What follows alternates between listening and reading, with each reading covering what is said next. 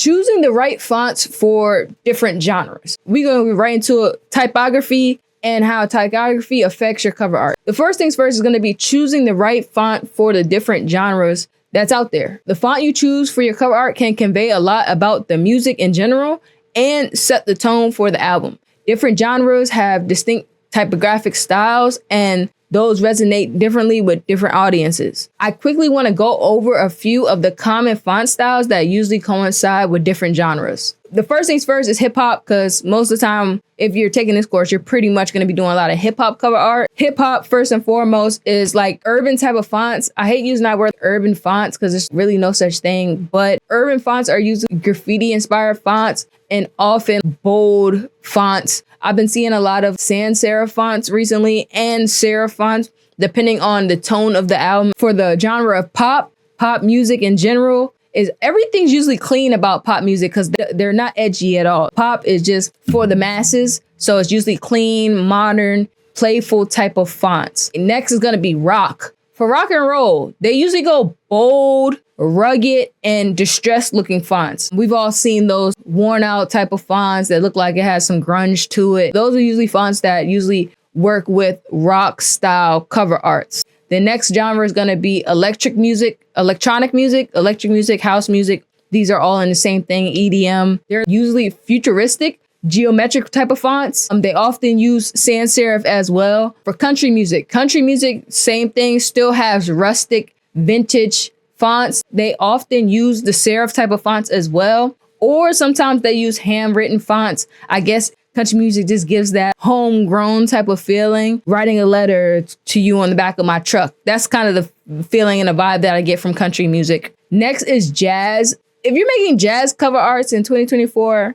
you must either be old or you just probably have an eclectic palette. But jazz, I can't really name a jazz musician right now. Maybe I'm out of touch. Maybe I should expand my palette a little bit more. But back in the days, jazz had elegant, sophisticated fonts. They often use script fonts, not necessarily handwritten fonts, but script fonts. Those are like all the fonts for the type of font styles for different genres. That's what they normally use or commonly use for these type of genres. It's like just a default. Traditionally, the title was slapped on the artwork, like as an ending piece or something, but it wasn't necessarily built around the text. But more recently, artists began playing a lot with type in design and how they use type in their cover art. It's not just the cover art with the title in the right-hand corner or the left-hand corner or at the bottom. For instance, take a look at Ariana Grande, Thank You Next. The title is literally tattooed across her chest. You know what I'm saying?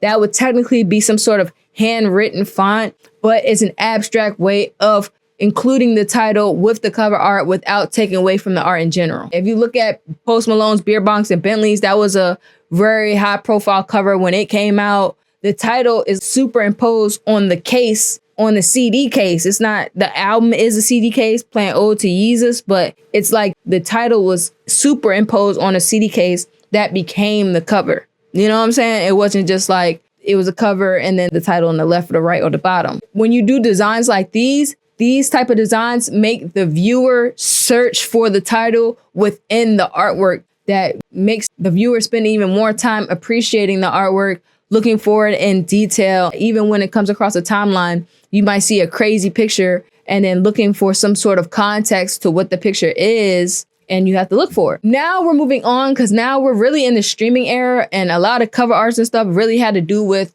people going to the vinyl shop and going through the vinyls and having a cover art that sticks out to them, or even when you went to find CDs at Best Buy, Walmart, Target, whatever. When you go to find your CDs, you're looking for that specific cover art from that specific artist. But with streaming, you see cover arts as a more of a promotional rollout or a theme for the actual world, but you don't actually see the cover art every time. You see it when you play your album and stuff, but you hardly see it. There's like a small 10 pixel by 10 pixel image. It's big depending on where it lands on whatever streaming service that you use. But overall, now with streaming, nobody's really looking at the cover to figure out the name of the song. If they see the cover, they've seen the cover before. Titles and typography really don't matter as much as they once did. Now album covers serve more as a complement to the music and not just an identifier of that music. If you look at Kanye's Yeezus album, it doesn't have any text at all,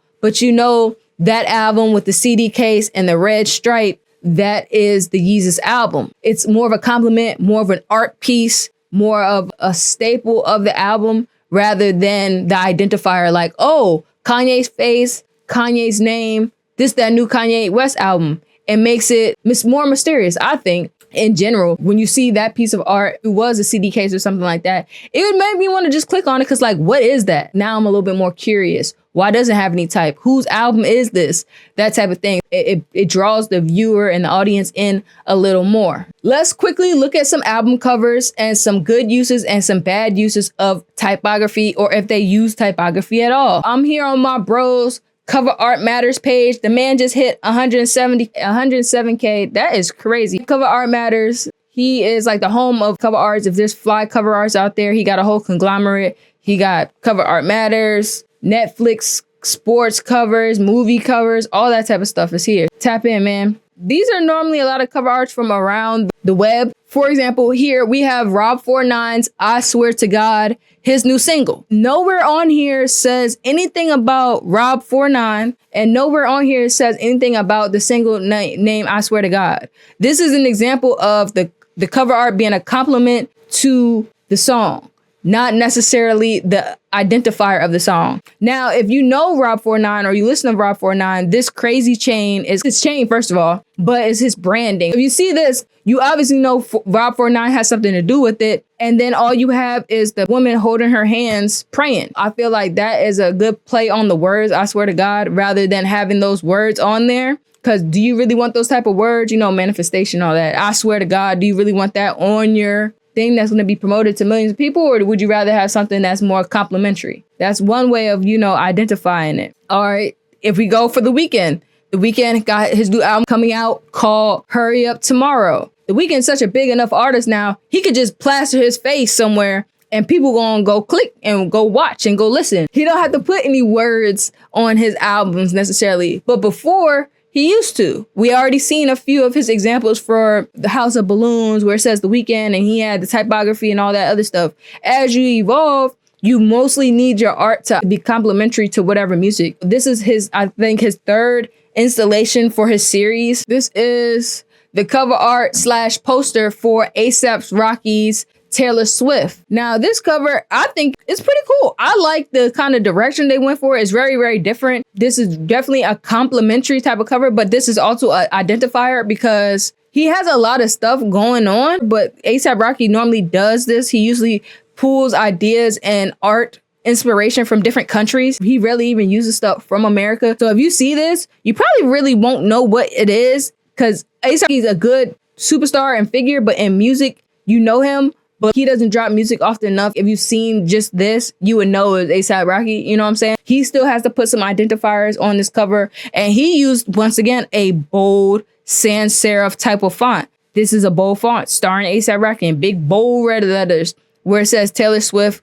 which is the red is complementary to the whites and the blues and the greens that's going on within the cover. The text stands out very, very strong because if you would have used black or white or something like that, it was too much going on. Flo Milli, or is it Flo Milli or is it Flo? I don't know. Everybody got the same damn name. This cover is very, very simple. On this cover, they just have the top of the thing says Flo. This really gives me 1990s, early 2000s type of feel with even the text type of style. Maybe that's kind of what the music is going to sound like, even though this is a hip hop album. Maybe the type of music that's going on this album is more electronic inspired because this does look like an electronic inspired album. Maybe these are poppier beats. Maybe it's not a strong, hard hip hop album where it's just bars on bars on bars. Maybe it might be bars, but maybe it's more melodies. For this cover, it is Post Malone's F1 Trillion cover. Once again, as I told you guys before, there is being less and less typography on covers because I feel like with covers now, when you come across that timeline, I mean, you could say something, but a picture is worth 1,000 words. You know what I'm saying? So you don't necessarily need words to explain what you're trying to do. If the picture is strong enough, then you really wouldn't need any text. But we still are going to go over some few typography techniques just so you do have them in case you want to use it for something else, simple for t-shirt designs, merch designs, Lotto Sugar Honey Iced Tea album. But these are all bigger scale artists too. If you see them, you know it represents something. It doesn't necessarily have to have any words like that. Foster the People, Paradise State of Mind. That is a very eclectic cover. Once again, if you put words on it, it probably would have taken away. But you probably could have still put words here at the top on the right hand corner, just so if you don't know who the people are, you could be like, oh, I heard of them before. Let me check out the album. Doechii, Alligators, Bites, Never Heal. Is her holding an alligator in a seat. Where are the words? I don't see any words on this album. And this is his list of best cover arts of the month. Once again, this is the third cover art. No words. And Doechii's not no out of here top Billboard selling sold out arena artist. She's still up and coming. So she don't even have words on it, because I'm telling you guys, pictures speak 1,000 words. Mickey Diamonds. It's an art piece. Everything we're doing is art. It's the art of it. It's not necessarily the words. Migdalian Bay. Imaginable Disc. That is tough. You can only imagine what kind of album this is. Like, she could have put some words with some clouds with her name in the corner. Because I don't even know who she is. But if you see this picture and you know who this person is, then you're probably going to listen. Benji Bluebells. 500K Degrees. No words. Once again, no words. It's all about imagery. Zed. No words, bruh. We going through a few of these. No Cap, Before I Disappear Again. No words. Just him laying on a blanket of grass. Stuff like this. Obviously, if it's a movie poster or something along those lines,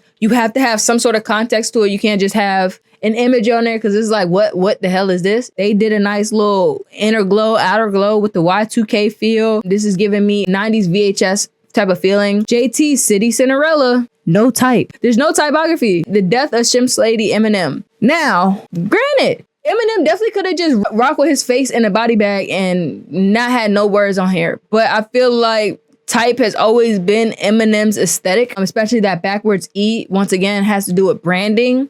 So just putting that Slim Shady on there, the Death of Shim's Lady, all that wording on there is pretty cool. But once again, he's hardcore rap. So that is even a handwritten type of font paired with a sans serif type of font. Black Odyssey. No words. Just in a cool way to put in typography, because the album is called 1-800-Fantasy, and all you see is a plane flying with 1-800-Fantasy. There's type there, but once again, it's integral to the art piece. It's not just some words on this. I don't know. This could have been, for me, this looks cool. But like, if I was the creative director here, I would have been like, all right, let's make this a body tag. If it's the album is called The Death of Shim Shady, the text should have been on some sort of body tag. This album is called Griff, called Vertigo. Now, if you've ever seen the poster for the movie Vertigo by Alfred Hitchcock, that's where you'll see this. But they simply just put Griff in the left-hand corner. I like how they did the text on this, because you could put this cover in any position. You could look at it upside down, to the left, to the right, and you would still see the words, and it would still be a cool piece of art. Baby Lowski, Balva, once again, just an imagery. BLP Kosher, Scarecrow. He included it inside of the imagery. Scarecrow for the street signs, and his name up there on the street signs is not necessarily slapped here on the left-hand corner or something like that. I feel like that's a cool way to include the text within something. This one is K Black Mysterios. This is a script type of font, not necessarily handwritten. Handwritten would have been Slim Shady. And based on him holding a heart and stuff, I've never listened to his music. I can only assume things from it. This has to be some sort of R&B, poppy, singy type of music. I just highly doubt it's real strong hip hop or rapidy rap. It looks too soft of a cover to be a rapidy rap album. Denzel Curry's KOTMSV2. Now he has words in here. These is more hardcore album. So if it's a hip hop, he probably is a lot of dark type of beats, strong basses, grungy type of vibe. That's what I'm getting. You see the album name here included in the title, in the overall art piece. Denzel Curry here at the bottom with different words here on the side that look like it looks like you just drew this on a composition book. That's kind of what the feeling is. Maybe it's boom, bap, dark, grungy type of music. Still hip hop, you got strong grills in. You really don't see too much going on. But once again, it's not just words plastered on the right side or the left side. It's included inside the actual album. This one is John Summons, Comfort and Chaos. I really, really like this cover. This is dope. I like how it has the parallel sides of the right and the left with the infinity sign, the snake mamba type thing. But once again, there's no words. If you never heard of John Summit or seen him post it, then, it's really hard to see. But even if I was just looking on streaming services and the music and this was an album cover, I would click on it just because the album was fire. I'm like, oh, no, that looks dope. Let me just take a listen. If I ain't listen to it, I click off. But at least I would give it a listen. This part, I really wanted to be kind of short because I don't want you guys to fixate on typography. Because most of the time, if you make a good cover, generally, you won't really have to put too many words on there. You want your typography to work in tandem with the cover art. You don't want one stronger than the other. It's taken away from the cover, or it's helping the cover, saving it because the cover is so lackluster. If you do these type of covers, these generally always have some sort of cartoony, bold type of font. Cartoon covers, you need some sort of text to kind of balance out to even see what I'm looking at, because most of the times these covers have the same elements: a cup, some sneakers, a fly fit, in front of a car, in front of weed. If you do this is a festival poster, so it needs text on there. But once again, same type of style. Everybody got kind of the same style. I feel like this a great use of using text with the cartoon type of style, because it says raise as a goon on a table. You got the bullet holes going on in the background, a bunch of guns on the table. It all works together. It's not like one is stronger than the other. You could actually use it and it could have been more guns and stuff on the table, but I feel like it's a good balance of space that they used. Even this one, 9 times out of 10, I even like the symmetry of it. It's a yin and a yang, green on one side, red on the other, complementary colors. Then you have small little text right here, nice bold type of font. It doesn't really take away from it, because if you've seen this by itself without any words on it, it really wouldn't make any sense. When I'm looking at these type of covers, I want you guys to kind of notice how the fonts complement the overall aesthetic and the message of the album. I said that multiple times: complementary, complementary, complementary. I can't say it enough. I want you to think about how to apply some of these principles to your own designs. Most of the time when you see me working on stuff, I rarely work on text, or if I work on text, it's very last minute. Most of the energy and the time should be spent creating an awesome piece of art in general. But for the people who do want to get into typography a little bit, once again, I'm no expert in typography techniques. I really spend any time on them. Why? Most of the time you really don't even need typography, but I do want to show you guys a few techniques to consider in general, because typography can be more than just choosing the right font. Creative techniques can add depth and interest to your cover art. And I just want to explore a few more methods to typography and the techniques, because this is typography and cover art class. First and foremost, I got to bring up this website. This website is called hyperpix.net. I feel like they have some of the best text that you can use. Now, if you're not an expert, sometimes you need to just pay for things to get it done quickly. Chrome effects, gemstones, Y2K effects. Some things you just have a certain style that you want to go for, and it's just easier to just grab a text style and just add it to your image instead of creating something new from scratch. But if that's something you want to do, I'd venture out and just go and lock in on typography. But for me, since I'm not an expert, and you have to sometimes know what you're good and what you're bad at, you can't just be great at everything. This is one of the sites that I use, which is hyperpix.net. You could pay like $7 and have access to all these type of fonts. I paid the $7 and just download everything. They usually add stuff on a more day-to-day basis, but if you just need something quickly, cool. For instance, they have this cool bling text. They have the 3D already on there, and they have the gemstones already on there. It's fire.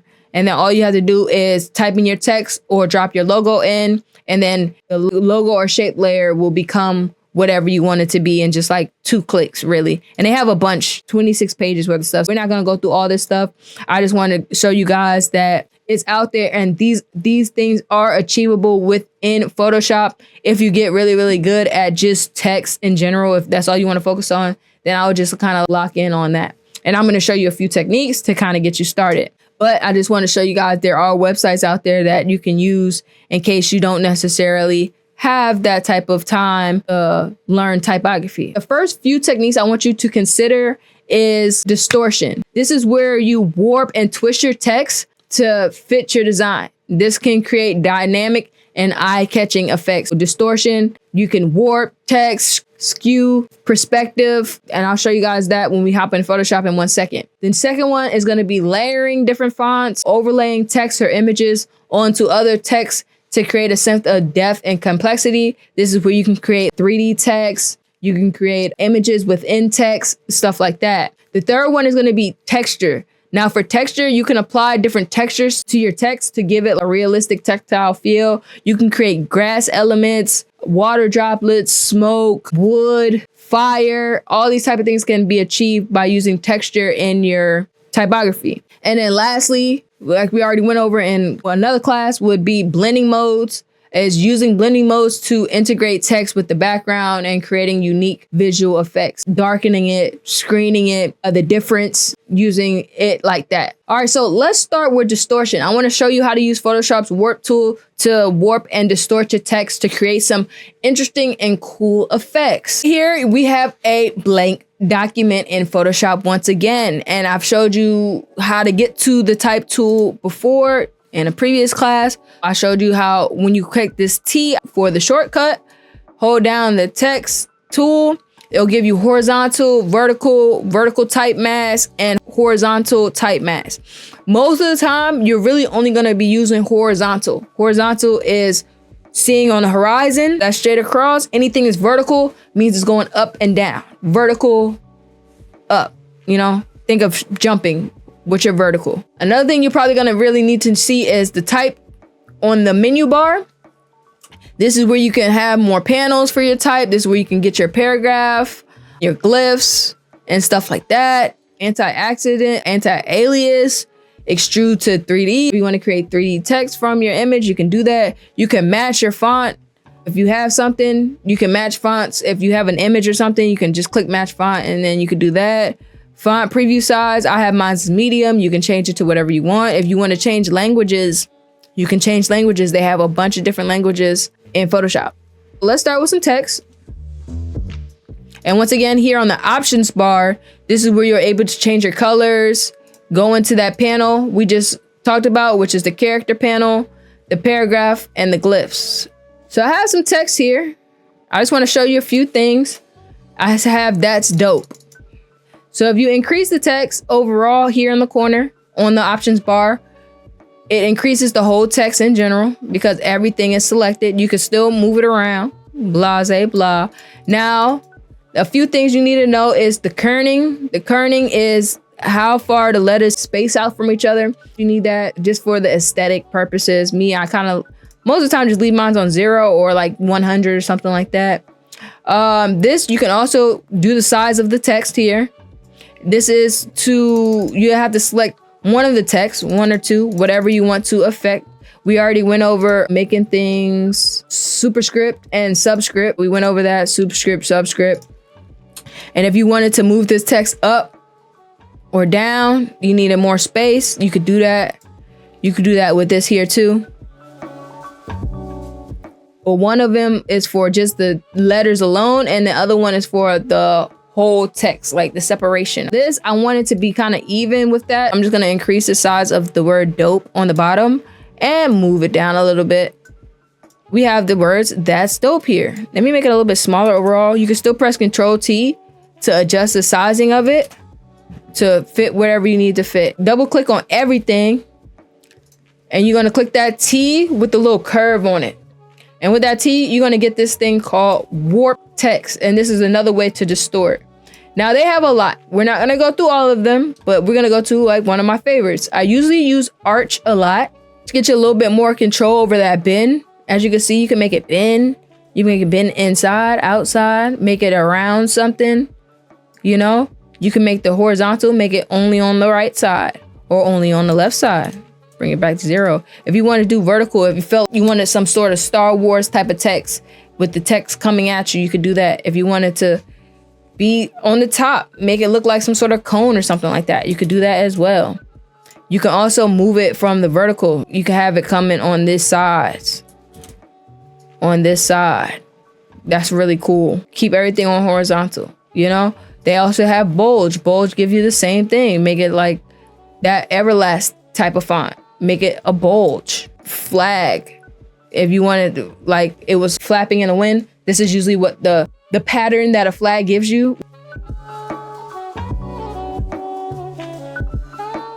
And now we have this cool looking text. Let's go up to edit, transform, and we can still adjust this stuff a lot. You can still get to warp. How we already have warp, you can get to warp again here. We can still flip it horizontal, vertical, just like with any other image. We can skew it. Go ahead, move things to the right. Move things to the left. Move things, the whole thing. Move it up. Move it down. And this is after you add the warp. Now, say you have this font, it looks pretty cool, but you feel you want to add some stuff to it or make it a little bit more customizable. Just like in Illustrator and Photoshop, you can turn your fonts and your text into different shapes as well. With this selected, which is the text layer, go up to type and simply just click on convert to shape. And now, as you can see, it has turned from a T to some sort of square box on it. And with this, you can get paths now. That's dope. Is now a paths channel. And you have to just go up there, paths, go to window, click on paths, and paths will pop up. Now you want to go under here under the path selection tool and the direct selection tool. If you've ever worked with Illustrator a little bit or haven't, they usually give you points. And here we have points now. Now, since we have the tool, we can click on these two things and make the T bigger. Select the top of this, make the H's bigger. And if we want to select all of them and make them all taller, we could just by pressing up and shift. And now that gives it even a more custom type of way of looking at it just by using the text. And you can do that for anything.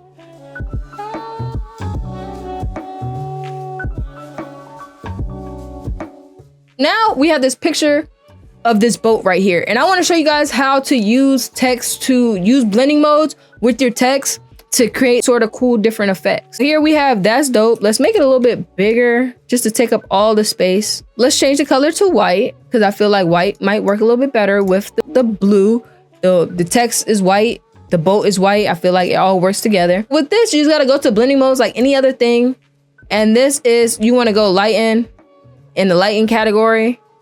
This will give you different types of effects. If you want to go overlay, this is going to work on the contrast of your image, remember. And the only other one is going to work is the difference. Difference, we're going to give you the difference of the blue and the whites, and it creates this cool little pink color. And then if you want to use overlay, those are cool ways to go about it. Now we still have that text there. If we cut off this background, that's dope. It's still there, but it's white on white. I cannot see anything. I've dropped a picture of this flame on top of my text. And let me go ahead and right click. I want to go ahead and create a clipping mask on my text. And now I can see my text really clear. I can move around. Fire! No pun intended. Now, if the background was even black, now you would just have the words dope. And you would probably just try to fill it up to the flames. Just fill up all the space. And once again, it's giving you some sort of different type of texture because now it looks like some sort of grill. This could be like for a Burger King text or a Burger King type of graphics. I think this is pretty cool. Then if you want to, like I said, you can always adjust the opacity of these things too. If we made the text red, how would that affect it? With the opacity at 39, let's do the opacity up. Obviously it's gonna be more, but now I'll see something in the background. But if you got the red, that's dope. On top of the black, with this fire, you can still use the blending modes on top of the image to affect the text differently. You see now, it's a little bit different than before. Ooh, that looks fire. By using lighten screen, you're taking the flames and you're separating and deleting that black from the background, which gives you a different type of vibe. This looks cool. Using hard light, how the yellow works with the red and the blacks to give you even a different type of vibe. If you use that same difference, now it's a green because red and green are opposites. This is fire here. just using linear dodge to add that like fire texture into it. For the next set of effects I want to show you how to use text with the smart objects and non-destructive editing. This is a quick effect. Let's go ahead and type in only dope. Duh. We're gonna make this text nice and white so then we can definitely see it. Let's use a different font just so I want to guys be able to show you guys like the different types of fonts. As you can see, I'm always kind of lining my stuff up with the guidelines that they give me. We're gonna go right click on this.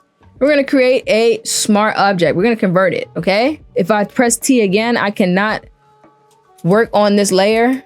It's a smart object. Now it's being used as an image, but if I go and double click on here, I can still type any text I wanted to type. Go to filter, blur gallery, go to fill blur. This is gonna give you like this cool new menu, it looks like, but you can move this around, moving it up and have zero blur. As you can see here on the corner, have all the blur. If you move this around, wherever this point is at is where all the blur is pretty much gonna be happening. If I press one here by the Y, I press one here by the O, one here by the N, one here by the D and the O here. So say these fonts have like 0, but then I want this one really blurry here.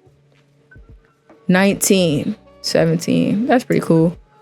By the Y, I want that kind of being seen a little bit better. By the O, I kind of want it the same, 19, 17-ish. By this N, I want to take this one down because I want it a little bit more clear. Maybe I'll move this Y up and then bring this blur down a little bit.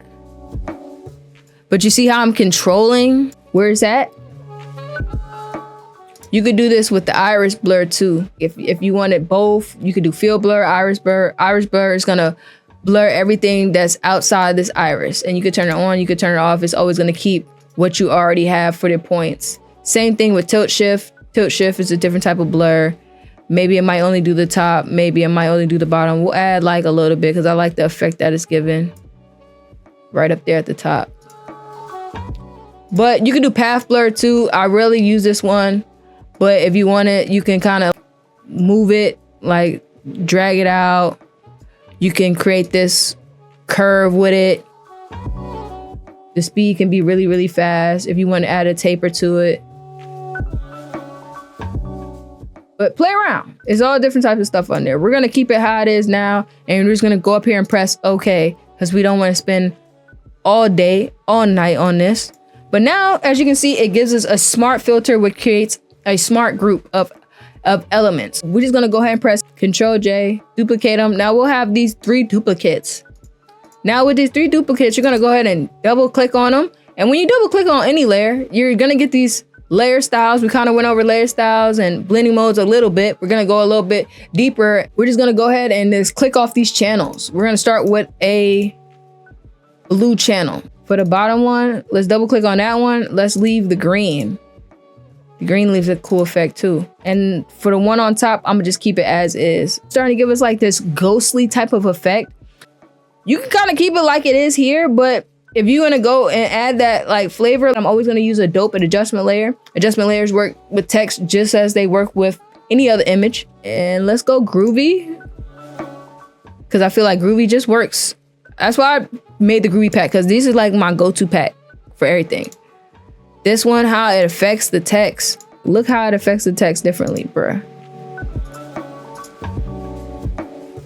That looks pretty cool. That looks pretty cool. Purple. Purple and green. See how it's adjusting everything? And then, how does this work? You go ahead and go into blending modes. How does this blending mode work? Now it has like this green ghostly going on the outsides. That's fire. If you just go straight overlay, that's cool. And then this can be changed. You can go ahead and see how the colors affect your image and how you want to come out. I like this blue, pinkish, green. This is fire. I like this green, orange, and yellow. But yeah, just go around, just go and look, bruh. That's like just a simple one. You can use the blur. We use the blur tool on here. We use some simple gradients and call it a day. It's not nothing too crazy. Let me just show you guys how you can use textiles on here too. If you go under styles, these styles that we have that you can find online too for free and paid. Fulamo has a lot. I have a lot. Obviously, it's not going to work on these necessarily because of all of the components. But if we turned off the smart, you get two totally different effects. Look at that. These are all effects that can be achieved using the layer styles.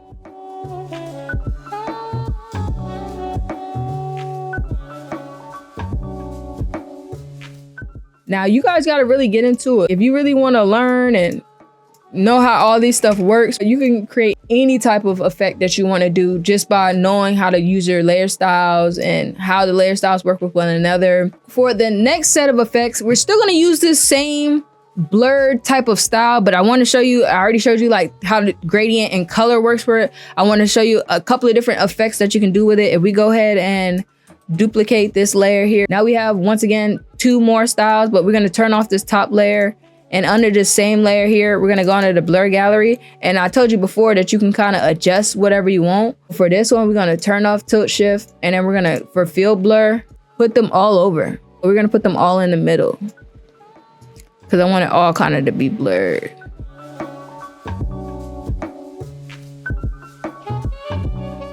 All right, so with this second one here, we're gonna go ahead and go in here and delete filter, blur gallery, field blur. We still have the same one as we have the one in the middle that's already taken up.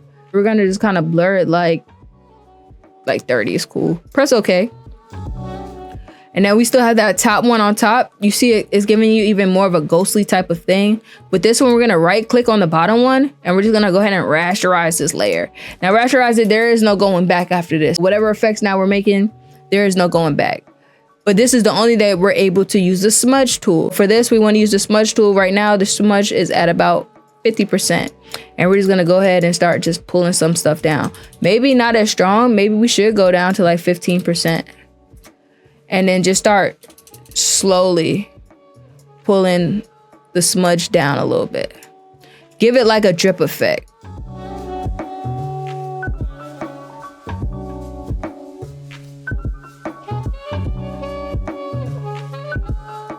Select everything, right click, convert it to a smart object. Now everything is one, but you can still go in here and adjust whatever you need to adjust besides the ones that are smudged. Now we're gonna go up to here, filter, pixelate. You're gonna go to color, halftone, pixelate. These, you pretty much wanna keep all these the same number. I'm gonna go 100, 100, 100, because that's gonna give you like a black and white type of vibe. And I want to go with 5 pixels. Let me just go ahead with 5. That's fire. And if you look deeply, this is a cool halftone type of effect, but it really works a lot because of the smudging that we did with that to give it like a ghostly effect. Make the background back white.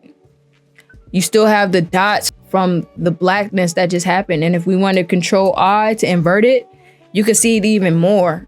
Just another effect. And if I wanted to, I could add a gradient map on top of this. Showed you the gradient map. I just showed you the color halftone effect. Now with this same type of blurred effect on here, I want to get into filter gallery a little bit. With your text selected, make sure you are selected. Go to filter gallery. I feel like filter gallery doesn't get any love for real. But now we have this cool text here. And we're just gonna go under texture. We're gonna go to grain. So there's different type of grain. We're gonna go with a vertical grain, a grain that goes up and down. Let's add some good contrast to it. Let's add boost that intensity up a little bit, just so we can see it. With that contrast was there, but it's not there strong. And you can play around with the different types. They have different ones that you could use and stuff, but press OK. It added a little bit of grain in there with some sort of texture, but it just gives it a nice little distressed, grungy look. There's another way to achieve that. I have this image here, grunge, distressed type of vibe. I'm gonna go ahead and add a black and white hue to it. Give it some contrast. I'm moving that a little bit. Now I'm gonna go in here and I'm gonna go to levels and just level it out a little bit. It's a little bit more grungy. Make them whites white. And then what we're gonna do is we're gonna just save this. We're gonna save this under grunge texture, okay, as a PSD. Now with this image here still selected, let's go to filter, distort, displace. It all has to do with like what you want, but like just so you guys can have a strong idea, I'm gonna do 2010. I'm gonna do stretch to fit, repeat edge pixels, and embed file data anything. And when you click OK, it's gonna give you this menu and it's gonna open up like where is the replacement option. Now you cannot use JPEGs or anything like that. For some reason, you have to use a PSD, and that's why we just created a PSD with our grunge texture here. Click open. As you can see, it's taking the texture from our grunge and added it on here. You can go in here and click your displace again, and you can click 10 and 10, 10 and 5. You could tile it, boom. Give you textures quickly. You know what I'm saying? And then with that, you could still go some water on there. Go ahead and create a clipping mask. And now the water is working with the clipping mask. You know what I'm saying? Fire. That's quick. For one of the last effects I want to show you guys, which is this 3D Chrome style. I'll be throwing this inside of the resource pack at the end of this class, just so you can play around with it. I changed the font. Now we have this word dope in a gray font. The font is called Bronzier. I do want to add like a slight little background to it. Let's go ahead and add like a slight background to it. Nothing too crazy. Go black to white, but let's make this a dark gray, very dark. We're gonna make this a radial. What's in the middle here? And we're gonna just scale that up a little bit. So we're gonna go ahead and duplicate that. I always like to work on a duplicate just so I have my original copy. I'm gonna right click and we're gonna convert this to a smart object. Double click on this. And now we'll have the layer style pulled up. With the layer style, we're gonna go under the bevel and emboss layer. And then you're gonna follow along. We're gonna go inner bevel here. We're going smooth. We're going depth, 1000%. And then you'll start seeing some of the changes come up here on the right side. We're going up. And then for the size, we're gonna go right around. Cause we want it strong. Nothing too strong though. Right around here. As you can see, it's starting to get some depth, some extruding to it. Soften, we're gonna keep soften at 0. The shading, let's turn the shading up to 100%. Just so I have it. We can use global light. You cannot use global light. Global light just means all of the images in your picture come from the same light source. If you use a drop shadow and the drop shadow's to the right, the drop shadow is gonna be like that for all of them because it has global lighting. You don't necessarily need that for this. We can keep 30 as it is. Or gloss, contour. They have a bunch of different ones, but you can create a bunch. But if you just want to click on this drop down menu here, you could just select one. That one, as you can see, is starting to give it like some gloss, some shine to it. And for highlight, we're gonna go white 50%, but this time we're gonna go blending mode. We're gonna go screen. And then for this one, let's turn this to multiply. Yeah, now you see how that affects it differently. Even linear light looks tough, but we're gonna go with multiply. Let's press OK. That gives us a nice strong base. Let's go ahead and duplicate that. But now we have two of the same thing. We really don't want, we're gonna right click on it, clear that layer style. Now we have that gray flat that we had again. Let's go ahead and double click on it. Double click. We're gonna go ahead and add this stroke on here. But before we go to stroke, we go in here and this fill opacity, we're gonna take this fill opacity to 0, bruh. And that's everything that's in the center of what's already happening. As you can see, when we press 0 for our fill opacity, we got our background layer back. When it's at 100, it's here. But that fill, as you can see, here is at 0%. It's just multiple ways that you can do it. You don't have to keep going back and forth. We're gonna go with a nice, cool stroke. For the stroke, let's go nice and strong. We're gonna go inside stroke, normal, opacity at 0, color. Let's go to a gradient. And we're gonna make it like a dark gray to black gradient. We have grays in here. Let's just see what they got. This is calm. Maybe make this black a little blacker. But for linear, we are gonna switch this to, as you can see, reflected. Now we have dark on top and like a nice little lighting in the middle. That's pretty cool right there. And if you want to, you could bring down the opacity, bring down the sizing to make it fit to what you want to make it fit to. And now we have to continue on with bevel and emboss. Now it's already gonna have the changes that we just made from the previous one on here. Now we just gotta make a few more adjustments. Instead of inner bevel, let's play with another bevel called stroke emboss. This is just different types of styles that you can use to bevel and emboss. Bevel and emboss can achieve a bunch of different effects. So I just tap in. We're going smooth, we're going 1,000. We're still going up on the direction. For sizing, let's bring the sizing down just a little bit. Because as you can see here, the bigger it is as it warps. Let's go ahead and just bring it down a little bit. I'll leave it there like around 10. We're gonna keep this as it is, 90, 30. And we really just wanna play with these screen and multiply. We're gonna keep those as it is. And we're really just changing the glass contour to another one of these, which is this one right here. As you can see now it's 2 strokes, but the fill opacity, if we would have kept the fill opacity at 100, it would have, you know, looked like that. Make sure you just bring that full opacity down and you make that adjustment right there. So now we have this. It looks still kind of light, needs some more life. Let's go ahead and duplicate it one more time, okay? Double click on it again, and we're gonna go in here into stroke, adjust the stroke a little bit here. We're gonna bring the opacity of the stroke down to 0. You're probably like, why? Why don't you just turn it off? Just bring the opacity down to 0. You feel me? Because if it's no stroke there, then since it's the fill opacity is 0, it just affects the image weird. So instead of just clicking off, you're just gonna bring that down to 0. We're gonna go back to bevel and emboss. This time we're gonna go our direction. We're gonna go down because we already went up for a lot, but now we need a little bit of more highlights in it. As you can see here in the preview and here, if you go up, it's up. We already have one that's up. We need one that's going down. For the highlights around, everything fits the same, okay? For this sizing here, we're gonna bring the sizing down. Like here, like 7. That's pretty cool right here. All this stuff is pretty good. All we wanna do this time is boost that screen up to give it a little bit more shine and bring the shadows and remove the shadows by making the shadow 0. And that's pretty much that for the text, really. It's a cool chrome type of vibe.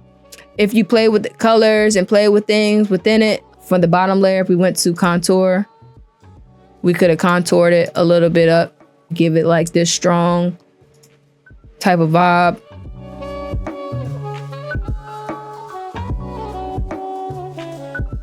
And the contour has different ranges that you can use and stuff like that. Texture, if I wanted some texture in here, it gives you trees, but we can add grunge. You can add bricks in there. I have some ink lab paper textures to give it like a blingy type of effect. That's pretty strong here. We go back in here, go ahead and outer glow. Like just give it like a strong like vibe. Play with the sizing a little bit. Let's go with like 21 spread. Spread makes it nice and thick, pause, and then if you bring it down, it makes it like less, and the range brings it in a little bit. We're just gonna add a little bit, and then we're gonna drop that opacity down because it's there, but it's not there. Once again, if you want to play with the bevel to give it more of a feeling, do what you gotta do. The screen adds more shine and highlights. This will add more, as you can see, more shadows to it. That's fire right there. Now, if anything on the bottom layer fill, I can adjust the colors, make it darker.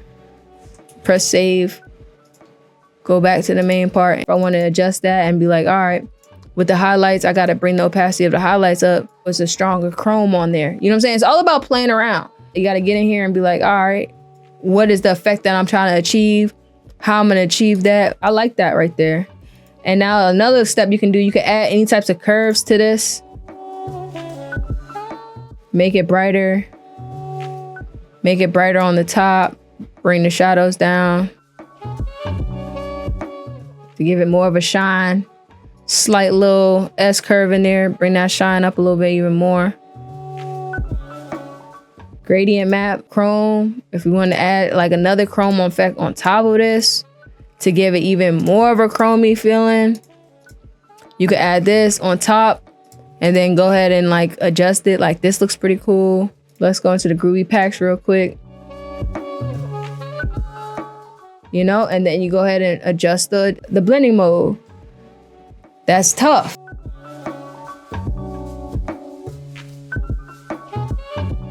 Vivid light gives it like that. A red, yellow, Like all the yellows are on the highlights, the blacks are hitting in a spot that they need to hit on. This really only works with stuff that's like darker ones, because if you try to do ones with a lot of color in it, then it just doesn't work as well. If I move this down a little bit and then added black to this, then it will work. You know what I'm saying? Reverse. Now it will work.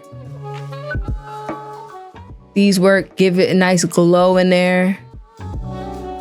Boom. Overlay. Fire. Now if we go to them chrome ones that I had before. Black chrome, gray chrome. It's like so many, bruh. I'm not about to go through all of these. Oh, that one's pretty cool. Maps to everything. We go to normal, go to darken. Like, look at that. Fire, color burn, color dodge. And you just gotta just go through each and see which one kind of works best. You're trying to work with it.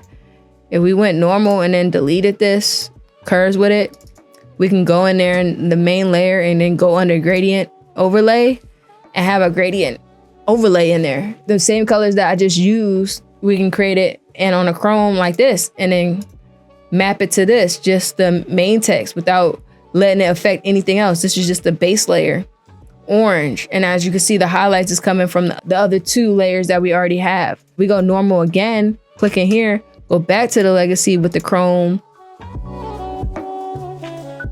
If we go regular and we just go linear or reflected, let's go linear. This gives you a nice chrome type of vibe.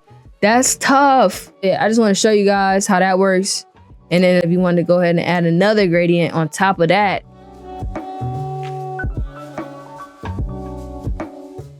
And we can keep going. Color overlay, linear burn.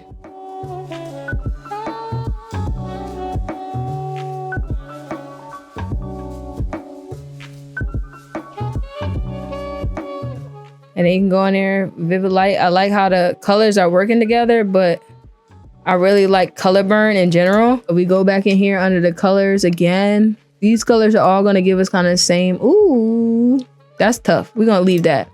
I'm not gonna touch this one. After this is it. This is tough. But you see how we have this text here? We can change this text to any words. I'll go to your, make the text a little bit smaller. Make sure it's in the text right here. Go ahead and save that. And now you feel me? Go back to dope. I'm gonna provide you guys with this right here to use. You can use that for a bunch of different stuff. And I want you guys to go in there and start playing with, just spend a day just playing with different texts, going through different text styles, going through different text from Hyperpix. See how many layers that they use to create the effects that they create, and see if the text styles and stuff is something that you even want to do. You can even go out there and draw something on a piece of paper and, you know, take a picture of it, bring it in, get creative. You can draw something on your pen tablet, create these same effects without using a font. If I went ahead and created a text and turned this into a shape layer and made all these same effects, you know, logo marks. I want you guys to really just play with it, and I hope this part of the class really helped you with even knowing what is possible with text. A cover art bootcamp, creating the cover art is the major part of this, but I did want to touch on typography because it's a major part of creating logo marks, the branding and the designing and the whole world of the cover art besides just the art itself. In general, great work today, guys. And for your assignment, I do want you to design a typography-based album cover for a genre of your choice, and then focus on the creative use of fonts and aligning the text with the visual elements. It'd be cool if you guys only probably use like maybe one photo or something like that, unless a photo is some sort of texture. Just make sure it's a type-based cover art similar to what we already have here. This could be a cover art in itself where it just says the words dope, like that's an album. That would be an album cover in itself. Focus on that assignment. Can't wait to see what you guys do. And I can't wait till next class. So I'll see you soon.